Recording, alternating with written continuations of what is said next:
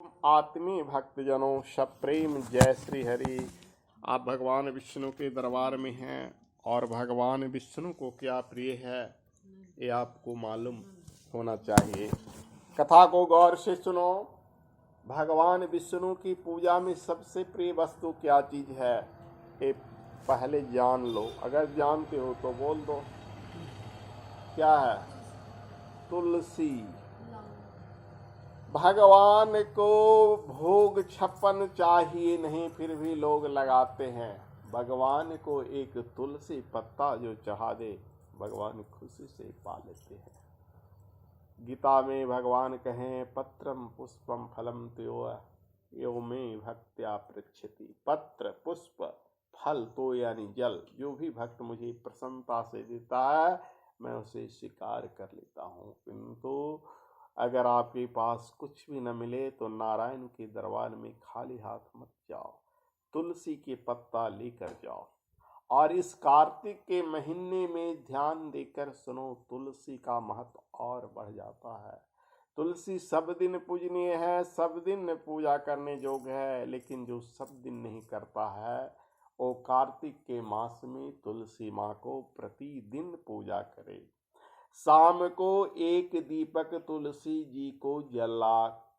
जी के पास जला दे। थोड़ा सा अक्षत रख के, घी का दीपक, घी नहीं है तो तिल के तेल का दीपक, लेकिन एक दीपक जो तुलसी माता को प्रतिदिन देगा वो स्त्री कभी बंध्या नहीं होगी, माने बांझ नहीं होगी। वो स्त्री कभी विधवा नहीं होगी, माने उसकी पति को अकाल मृत्यु नहीं आएगा। ओ स्त्री कभी कोढ़िया नहीं होगी, कुष्ठ रोग उसको नहीं होगा।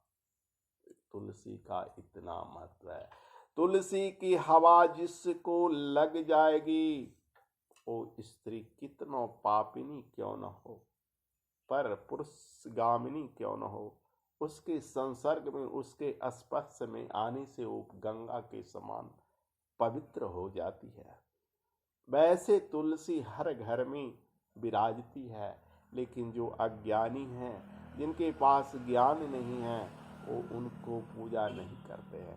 लेकिन जिनके पास ज्ञान है उन्हें चाहिए कि प्रतिदिन सिर्फ रविवार और द्वादशी को छोड़कर तुलसी माता को एक लोटा जल सुबह को दे और शाम को एक दीपक जरूर जला दे।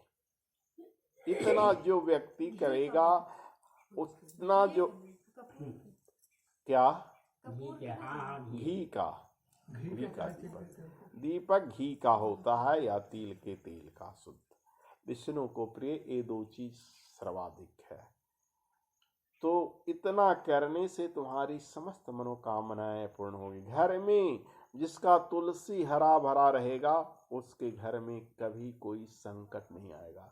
तुलसी घर में मुरझा गया, तुलसी घर में सूख गया तो समझो उस घर में लड़ाई झगड़ा विपत्ति, किसी की कोई दुर्घटना होने जाए। तुलसी को सूखने कभी नहीं देना। अगर बुरे स्वप्न भी आते हैं तो तुलसी के पत्ते को माथा पर तकिया के पास रखकर सोना चाहिए। अगर यात्रा में कहीं जाते हैं तो पॉकेट में तुलसी के पत्ते को लेकर जाने से अशुभ घटनाएं नहीं घटती है। व्यापार में अगर घटा हो रहा है तो लाभ पाना चाहते हैं तो 11 गो तुलसी दल तिजोरी में रख दें तो लक्ष्मी की प्राप्ति होगी। तुलसी जी हमेशा नारायण को प्रिय होते हैं। और याद रखो, तुलसी को भगवान से जो अलग कर देता है उसको पत्नी नहीं मिलती है, और औरत है तो पति नहीं मिलता है। पुरुष अगर तुलसी को ठाकुर जी से हटाकर फेंक देता है तो उसको पत्नी नहीं मिलती है, और समझो कि वो स्त्री है तो उसे पति नहीं मिलता है। क्योंकि तुलसी से भगवान एक क्षण अलग होना नहीं चाहते हैं। इसीलिए तुलसी को भगवान अपने कहाँ रखते हैं? माथे पर विराजते हैं। और इस मास में तुलसी का विवाह भी किया जाता है। ये तो करती है ना, इसको देखो परंपरा जानती है। एकादशी को या कभी कभी द्वादशी को भी आ जाता है, तुलसी विवाह, तुलसी और शालिग्राम को विवाह कराया जाता है, दोनों में गैठ जोड़ दिया जाता है।